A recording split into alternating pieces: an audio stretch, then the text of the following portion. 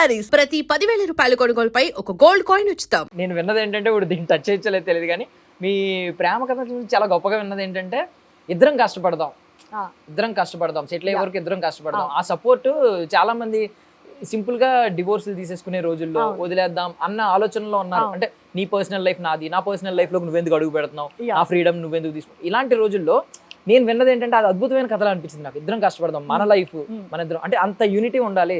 శివపార్వతులు అంటారు కదా, హాఫ్ మన ఇద్దరం లైఫ్ అంత పేరు చెప్పుకోవచ్చో లేదో తెలియదు కానీ అంత గొప్ప వాళ్ళం అని చెప్పం కానీ వి రెస్పెక్ట్ ఈచ్ అదర్. ఏంటంటే ఒకటి పెట్టుకున్నాము, మీ సైడ్ ఇన్కమ్ వద్దు, మా సైడ్ కూడా మీరేం అడగద్దు, ఎవరి ఫ్యామిలీస్ ని వాళ్ళు గౌరవిస్తారు. నేను మా అత్తగారు వాళ్ళని చాలా ఇష్టపడతాను అన్నమాట. వాళ్ళ సైడ్ వాళ్ళు అంటే అందరిని అంటే నాకు ఇష్టం. అలాగే మా హస్బెండ్ కూడా ఇటు మా పేరెంట్స్ కానీ ఎవరికైనా చాలా రెస్పెక్ట్ ఇస్తారు. అలాగే చేస్తారు. వాళ్ళ మదర్కి ఎంత చేస్తారో, వాళ్ళ ఫాదర్కి ఎంత చేస్తారో అంతే ఇక్కడ కూడా ఇంట్రెస్ట్ చూపిస్తారు అనమాట. ఇచ్చిపుచ్చుకోవడం అంటారు కదా, అదే.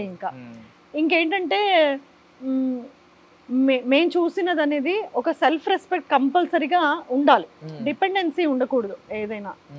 ఇప్పుడు ఒక లవ్కి రెస్పెక్ట్ వస్తుంది అని అంటే అది మనము దానికి గౌరవిస్తేనే వస్తుంది. మేము చేసుకున్నప్పుడు అందరు అన్నారనమాట, అంటే కామెంట్స్ వింటూ ఉంటాం కదా, ఆ చిన్నతనంలో వెళ్ళిపోయి చేసుకుంటే వీళ్ళు ఎంతకాలంలే అది వచ్చేస్తారు, ఒక 1 yearలో తిరిగి వచ్చేస్తారు, ఎవరిళ్ళకి వాళ్ళు వచ్చేస్తారు, పాడైపోతారు, మళ్ళీ ఏడ్చుకుంటూ ఇంటికే వస్తారు, వీళ్ళదేం నిలబడదు, అలా ఇలా అన్నవాళ్ళు ఉన్నారు. రిలేటివ్స్లో ఉన్నారు, ఫ్రెండ్స్లో ఉన్నారు, సొసైటీలో చాలా మంది అన్నారు. అప్పుడప్పుడు మా ఇద్దరికి చిన్న ఏజ్ కాబట్టి అండర్స్టాండింగ్ లేకుండా పెద్ద పెద్ద గొడవలు పెట్టేసుకుంటూ అరుచుకుంటూ ఉంటే చుట్టుపక్కల వాళ్ళు కూడా అనుకునేవాళ్ళు వీళ్ళిద్దరు ఉండరు, డైవర్స్ అయిపోతుంది అని. The end of the day sort out చేసుకుంటాం. అది అరుచుకోనైనా సరే, కూర్చొని మాట్లాడుకోనైనా సరే, వీళ్ళు సార్ట్ అవుట్.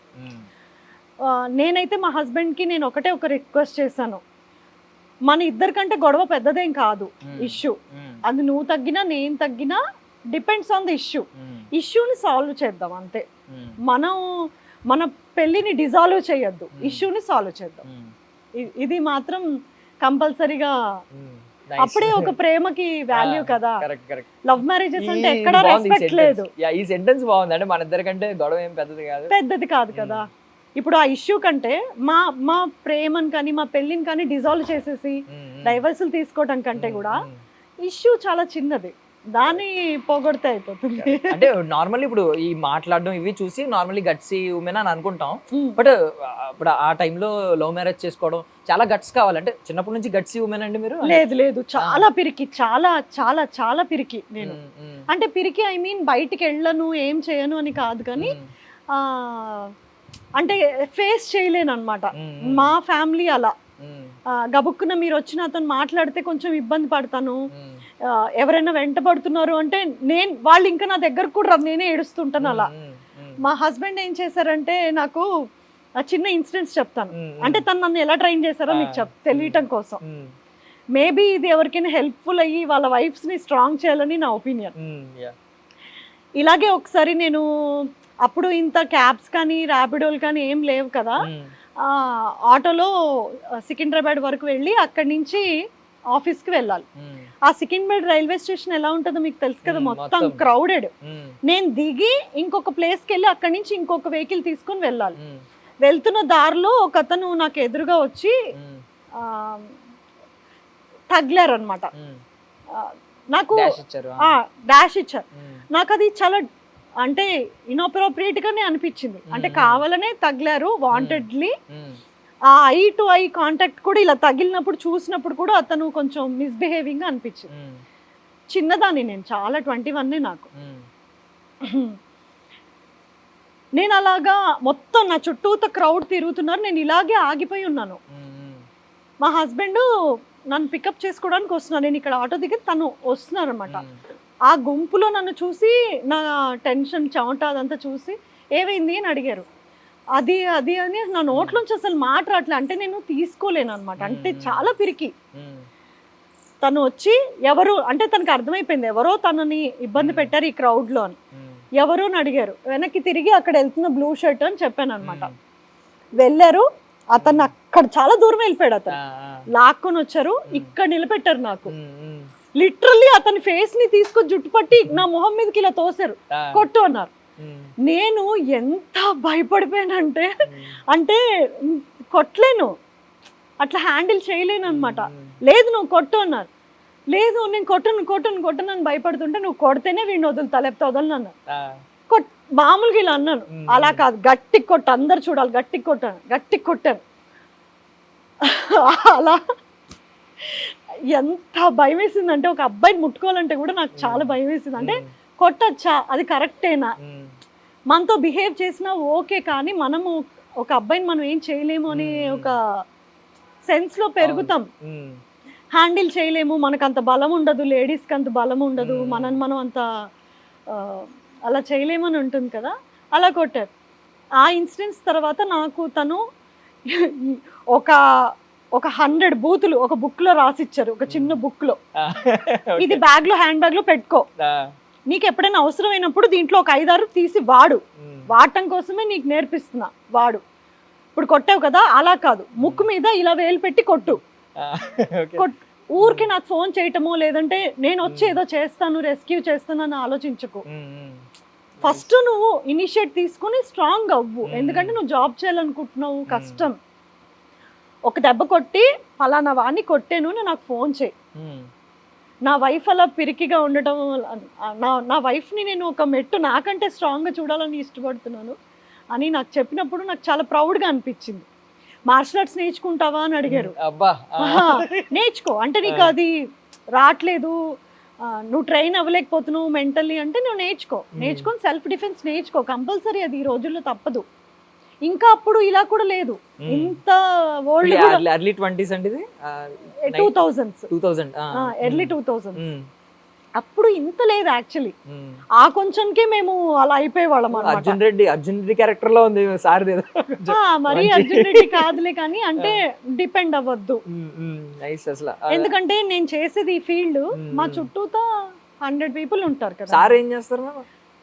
యాక్చువల్ గా అయితే తను హోటల్ మేనేజ్మెంట్ చేశారు, ఇప్పుడు బిజినెస్ లో ఉన్నారు. ఏమన్నా షార్ట్ గా చెప్పండి, అసలు ఎలా స్టార్ట్ అయింది లవ్ స్టోరీ? అంటే ఎలా మీరు ఎలా ఇంప్రెస్ అయ్యారు, ఎవరు ప్రపోజ్ చేశారు? తను ప్రేమించాల్సి వచ్చింది. నాకు ఇంకా వేరే ఆప్షన్ ఇవ్వలేదు.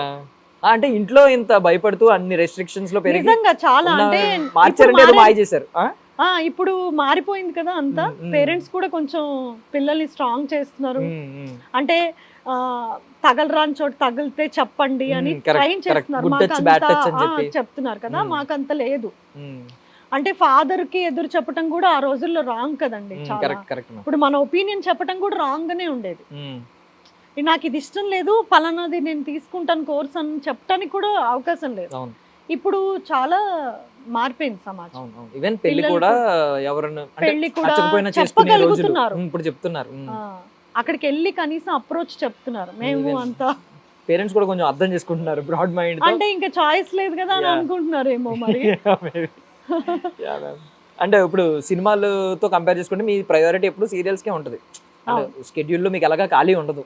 బట్ ఈవెన్ ఫిల్మ్స్ కి ఏమైనా కొంచెం ప్రయారిటీ ఉందా మ్యామ్ మీ లైఫ్? ఉందండి, చాలా ఉంది ప్రయారిటీ. ఏంటంటే చెప్తున్నాను కదా, ఆ ఫీల్డ్ అంటే బాలేదు అని ఒక మిస్కన్సెప్షన్ వచ్చేసింది అనమాట.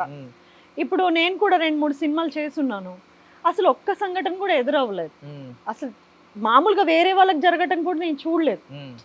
అరే ఏంటి ఇంత మారిపోయిందా, అప్పుడు ఉండేదా, లేదంటే ఇప్పుడు అబ్బాయిలు లేకపోతే డైరెక్టర్స్ కానీ అంతా టెక్నీషియన్స్ అంతా మారిపోయారా, ఈజీ గోయింగ్ అయిపోయారేమో, ఎవరి ఇష్టం వాళ్ళది అన్నట్టుగా అయిపోయారు కదా, అంత ఫోర్స్ లేదు ఇప్పుడు అంతా. ఈవెన్ సినిమాలో ఏమైనా డ్రీమ్ ఉందా మ్యామ్, ఎలాంటి కొలాబరేషన్? అంటే ఈ డైరెక్టర్ తో చేయాలి, డైరెక్టర్స్ తో చేయాలండి. హీరోస్ కూడా ఎవరైనా మైండ్ లో ఉన్నారా మ్యామ్, టాప్ లో బాస్ గాని? ఖచ్చితంగా చేస్తాను నేను. ఉన్నారు, చాలా మందికి చెయ్యాలి, ఉన్నారు. నాకేంటంటే ఇప్పుడు ఎవరైనా ఒక అబ్బాయి నాన్ స్టాప్ కి ఒక పెద్ద డైలాగ్ చెప్తూ చాలా పర్ఫార్మెన్స్ ఇచ్చే క్యారెక్టర్ ఉంటుంది కదా, తనకి టగ్గఫర్ గా ఇట్ సైడ్ డైలాగ్స్ ఉన్న మదర్ క్యారెక్టర్ అయినా చెయ్యాలి అని అనిపిస్తుంది అనమాట. ఈ నేను చెప్తూ ఉంటాను ఎప్పుడు, పలానా హీరోని చూస్తే ఈ అబ్బాయికి నేను అమ్మగా బాగుంటాను కదా అలా అనుకుంటే, ఐ విల్ ఇమాజిన్ బాగా చేస్తాను, ఖచ్చితంగా చేస్తాను అనుకుంటాను, కానీ ఈ షెడ్యూల్స్ తో కుదరదు. 90% ఇదే రీజను. మంచిదైన సబ్జెక్ట్ వస్తే ఖచ్చితంగా 2026 లో ఏమైనా రెజల్యూషన్ తీసుకున్నారా? అంటే కెరియర్ పరంగా ఇది అవ్వాలి, లేదంటే పర్సనల్ లైఫ్ లో కానీ రెజల్యూషన్స్ ఏమైనా తీసుకున్నారా? ఇలా అవ్వాలి, ట్రావెల్ manifestation? చేయాలండి. ట్రావెల్ ఇష్టం అనుకుంటా కదా మ్యామ్ మీకు? చాలా చాలా ఇష్టం ట్రావెల్. మేము బాగా చేస్తాం ట్రావెలింగ్. ఇంకొంచెం ఎక్కువ చేయాలి అంటే ఫ్యామిలీ. ఓన్లీ ఇండియా వరకు తిరుగుతున్నారు మ్యామ్? లేదు, ఇండియా ఫస్ట్. ఇండియా కంప్లీట్ అయ్యాక ఏదైనా. నేను చాలా పేట్రియాటిక్. ప్రెసెంట్ ఇప్పటి వరకు చూసిన దానిలో మీ బెస్ట్ ప్లేస్ అంటే ఏం చెప్తారు ట్రావెల్ చేస్తే? బెస్ట్ ప్లేస్ అట్లా ఏం లేదండి.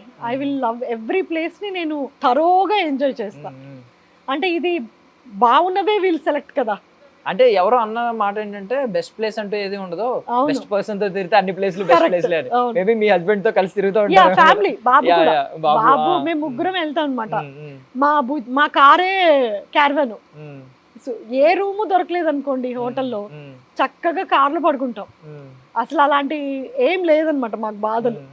ఇది లేదు అది లేదు, హోటల్ రూమ్ బుక్ చేసుకోవాలి దొరకలేదు, ఏం లేదు. దీన్నే ఒక మినీ క్యారవన్ చేసేసుకుంటాం, కార్నే ah. శుభ్రంగా అడ్జస్ట్ అయిపోతాం. ఆ ప్లేస్ ఎక్స్ప్లోర్ చేయడం కావాలి అంతే. Memories. I wish ma'am, I wish మీరు ఇంకా మిగిలిన ఏవైతే ప్లేసులు మిగిలిపోయినా అవన్నీ 2026 లో కంప్లీట్ చేయాలి. మొత్తం మొత్తం అవ్వాలండి. Yeah ma'am. అంటే మీ ఇంత ప్యాక్డ్ గా కూడా ఉండాలి కాబట్టి రెండుని బ్యాలెన్స్ చేయాలి కాబట్టి. అండ్ సినిమాల్లో స్టెప్ ఇన్ అవ్వాలని కోరుకుంటున్నాను మళ్ళీ. లేదు లేదు, ఆల్రెడీ 2 ఫిలిమ్స్ సైన్ చేశాను. అవుతుందా? ఇప్పుడు ఈ ఫిబ్రవరి నుంచి ఒకటి. చెప్పొచ్చు ఏమన్నా ఎవరు అంటే? లేదు, I will reveal soon. Yeah ma'am, thank you ma'am, thank you so much for your valuable time ma'am. I wish you all success. Thank you so much.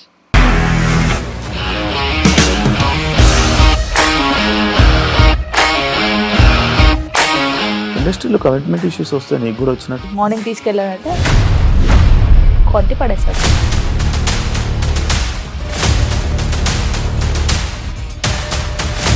ఒక్కళ్ళు కూడా చూడలేదు ఈ సినిమా అని చెప్పడానికి కూడా చాలా ధైర్యం కావాలి. అది నిజం కదా, దాంట్లో ధైర్యం ఏంటి? ఇది నెక్స్ట్ డే ప్లేట్ మార్చేస్తే తప్పు కదా. As of now we are comfortable this అని నేను అనుకుంటున్నాను. రష్మిక గారిది మీది ఒకే ఊరంట కదా? నీకు కోపం వచ్చిందంటే బాగా తిట్టేత్తరా? తిట్టేద్దామండి. నిజంగా గేమ్ ని ఎలా చేంజ్ చేయగలిగారు? ఏపీఎస్ఎఫ్సి వాళ్ళకి 6 నెలల్లో నేను 6 లక్షలు కట్టా. బిజినెస్ చేయాలనుకుంటే it is as difficult as riding a tiger.